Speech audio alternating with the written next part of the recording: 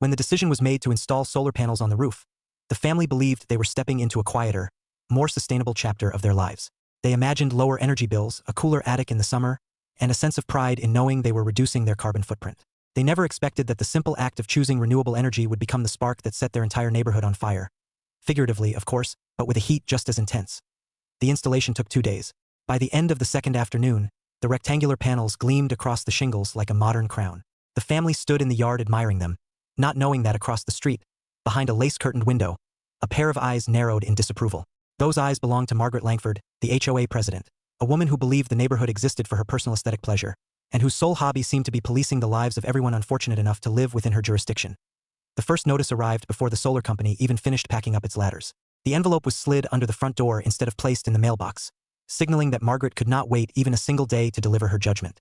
The paper inside contained accusations of unapproved modifications, violations of roofline uniformity, and a fine amount that seemed suspiciously large for something that wasn't even fully installed yet. The family read the notice repeatedly, confused. They had followed every guideline provided by the state's Clean Energy Incentive Program. They had confirmed the legality of the installation with the city. They had double-checked the HOA's bylaws to ensure that solar panels were not explicitly prohibited. But the paper, stamped aggressively with the HOA's emblem, an oak tree that was supposed to symbolize strength and community, claimed otherwise. In the following days, the notices multiplied. Margaret delivered them with a kind of gleeful urgency, each new letter threatening additional fines or demanding immediate removal of the panels. Every day, as the sun rose higher and the panels soaked in light, the tension in the household grew heavier. What began as an eco-friendly improvement turned into a constant drumbeat of unwanted paperwork, warnings, and fees. It became clear that Margaret's objections were not rooted in any sincere concern for the community. Residents whispered that she had always despised modern upgrades, preferring everything to look as if the neighborhood had been preserved in amber since the 1980s. She had complained about smart doorbells, solar-powered garden lights, and even a neighbor's hybrid car, stating that it didn't match the vibe. The solar panels, bold and shiny, were the biggest affront to her personal crusade. To her, they represented change. To the family, they represented hope. Those competing values clashed quickly and violently. The HOA board, made up of residents who usually obeyed Margaret out of fear rather than loyalty, held an emergency meeting about the panels. Though the family wasn't invited, they could see neighbors gathering in the clubhouse across the street. Some reluctantly, some eagerly, some merely curious about which unlucky household had become the latest target. When the meeting ended, the neighbors dispersed without making eye contact, suggesting that Margaret had gotten exactly what she wanted. The next morning, a final notice arrived. It was thick, printed on heavy cardstock as if meant to convey an air of official authority. Inside was a demand for immediate removal of the solar panels within 10 days. Failure to comply would result in escalating penalties, referral to a collection agency, and even the possibility of legal action. By then, the family had had enough. They gathered every document they had: state-approved paperwork, installation contracts, clean energy incentive forms, and legal protections for homeowners who adopt renewable energy solutions. What they discovered shocked them. Not only were they fully within their rights to install the panels, but the HOA's attempt to fine them for doing so was blatantly illegal. The state had passed strict guidelines years ago preventing HOAs from interfering with solar energy systems. In fact, there were substantial fines against HOAs that attempted to obstruct them. The family realized that Margaret had been either unaware of the law or willfully ignoring it. Neither option was reassuring. Wanting absolute clarity, they contacted the solar company. The representative listened patiently as they explained the situation and reviewed the documents they provided. The representative was calm, confident, and familiar with stories of HOA resistance. These kinds of disputes were far from rare. In some communities, solar installations were celebrated. In others, they were treated as acts of rebellion. The company assured the family that they had done nothing wrong. More than that, the representative explained that the state's solar protection laws allowed energy companies to report violations committed by HOAs. When an HOA attempted to obstruct renewable energy, the penalties were significant, some reaching into thousands of dollars per infraction. For the first time since the notices began, the family felt a small spark of hope. The solar company said they would escalate the matter to the state's Energy Compliance Division. The family agreed, granting permission and providing every document they had collected. That same day, the solar company filed a report. The waiting period that followed felt strangely calm, like the stillness before a storm.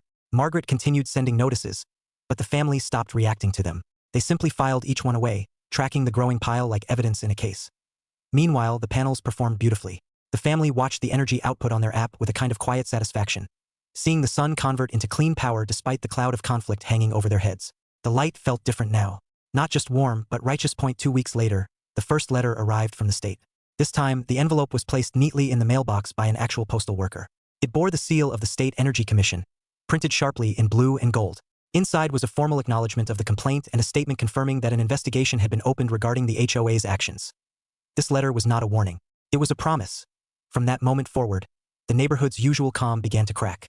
The sight of an official state vehicle pulling into the HOA clubhouse parking lot triggered a wave of whispered speculation. Margaret's confident posture faltered for the first time in years.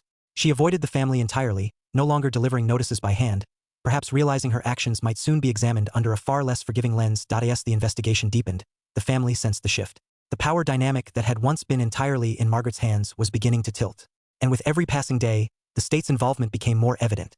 The stage was being set for consequences far beyond anything Margaret had imagined. The arrival of the state investigators marked a turning point the neighborhood had never experienced before. Their presence was quiet but unmistakable. Clipboards in hand, official badges displayed, methodically inspecting documents, interviewing residents, and taking photographs of every HOA notice that had been taped, posted, or stuffed into mail slots.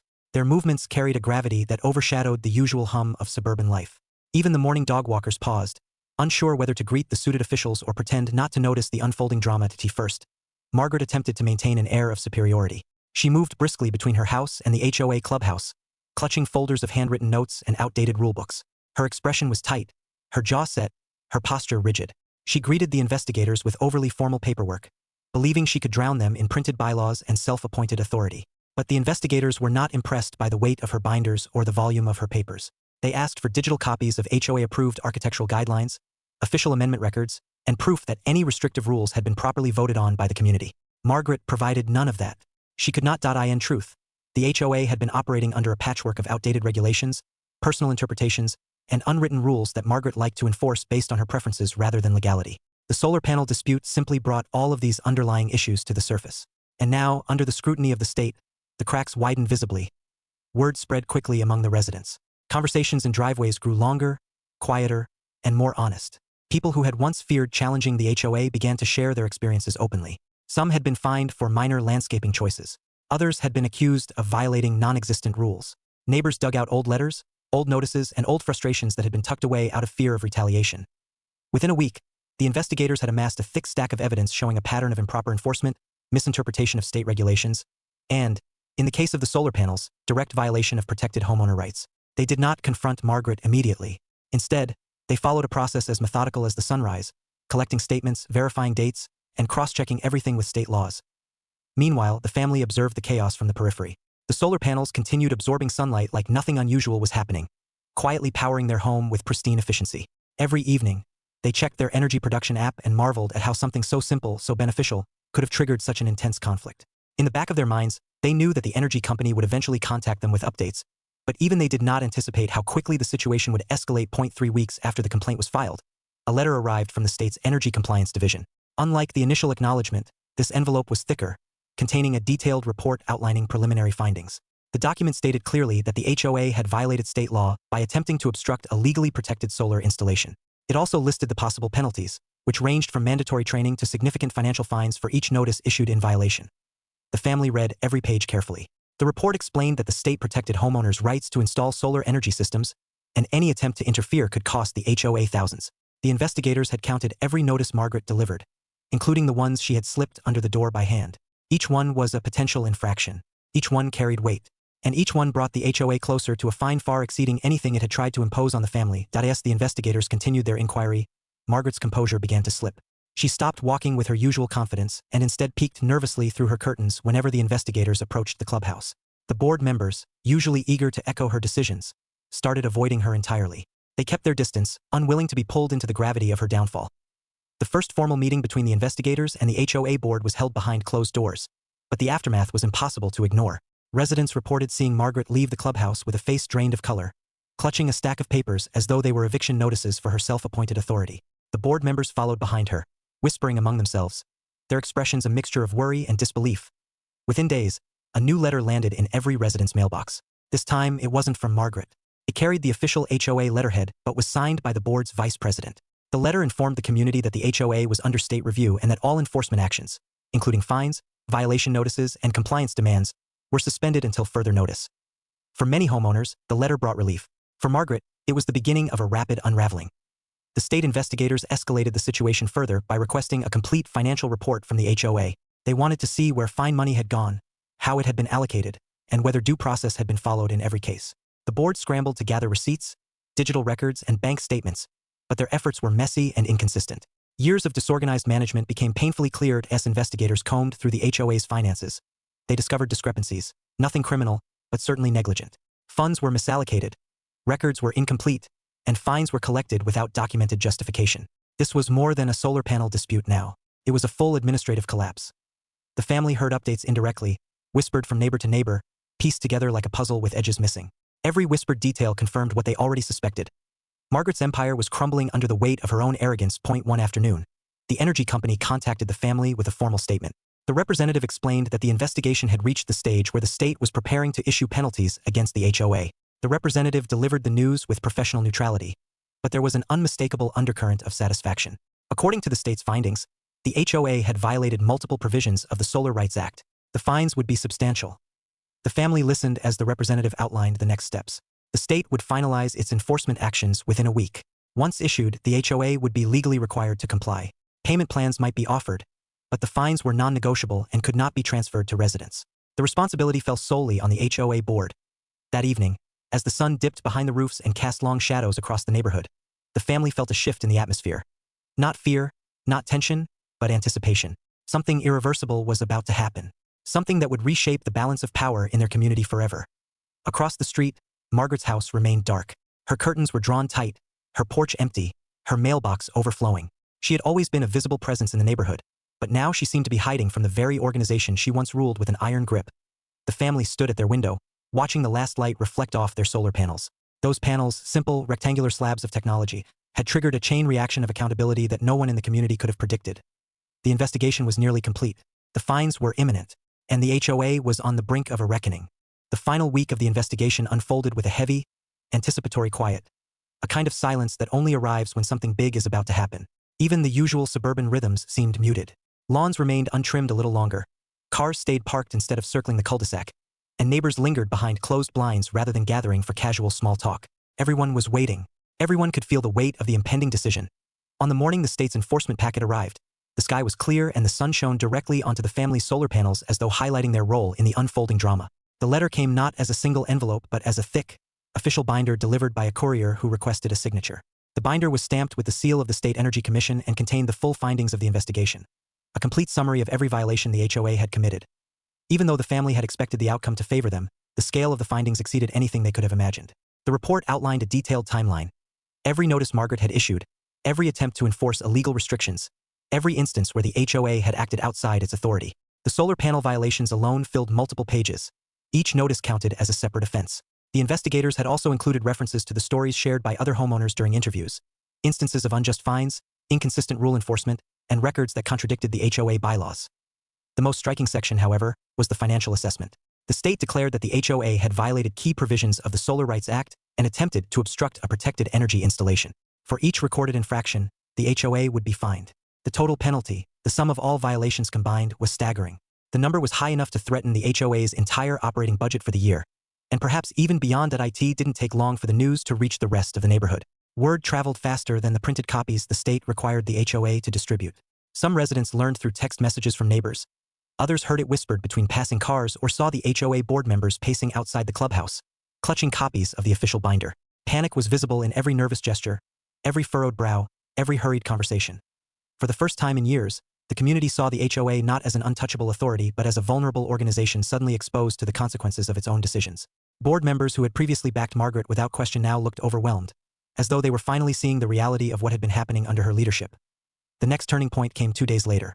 An emergency HOA meeting was announced, though the tone of the notice was very different from the ones Margaret had sent in the past. This announcement was somber, almost apologetic, printed without the sharp language or bold warnings that once filled every HOA communication.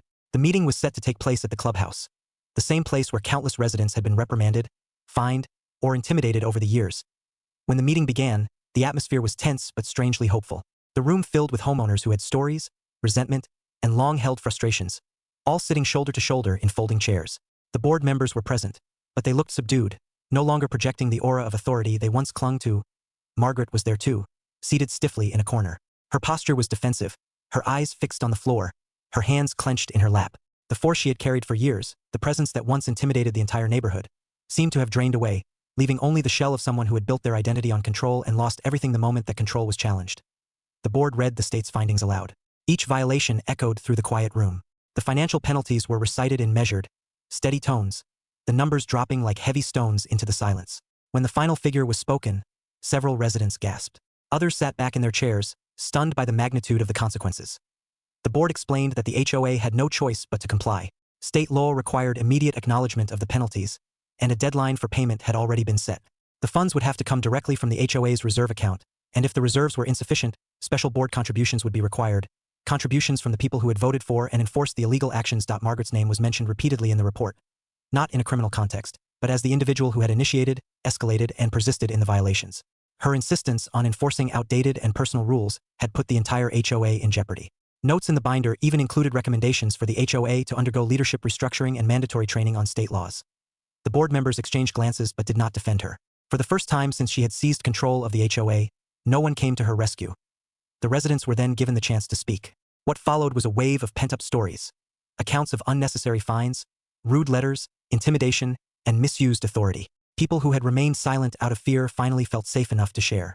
Through it all, Margaret sat frozen, listening as the community she claimed to protect described the harm her leadership had caused. The board voted unanimously to remove her from her position as HOA president. The decision was swift, decisive, and met with quiet, profound relief. Margaret stood slowly, her face pale, and walked out of the clubhouse without looking back. The door closed softly behind her, ending an era that had shaped and strained the neighborhood for far too long. In the days that followed, the HOA began to rebuild. The board publicly apologized for the mismanagement and promised greater transparency moving forward. New committees were formed to review the bylaws, ensure compliance with state law, and restore trust among residents. Workshops were scheduled, financial audits commissioned, and community discussions encouraged. The family who installed the solar panels became something of local heroes, not because they sought attention, but because their refusal to bow to illegal pressure forced the HOA to finally face accountability.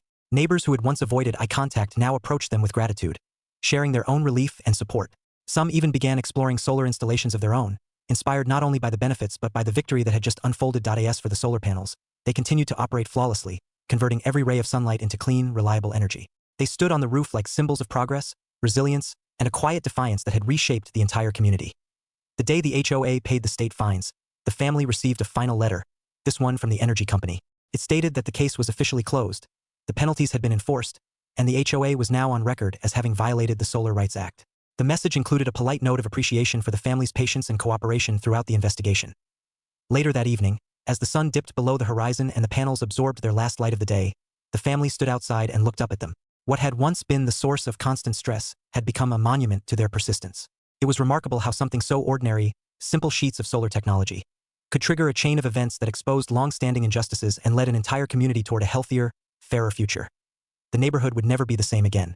Power had shifted, accountability had been restored, and the reign of an unreasonable HOA president had come to an end. All because of sunlight, a rooftop, and the courage to stand firm when confronted by someone who thought she was above the law. The story ended not with noise, but with clarity, a neighborhood quieter, freer, and brighter than it had been in years.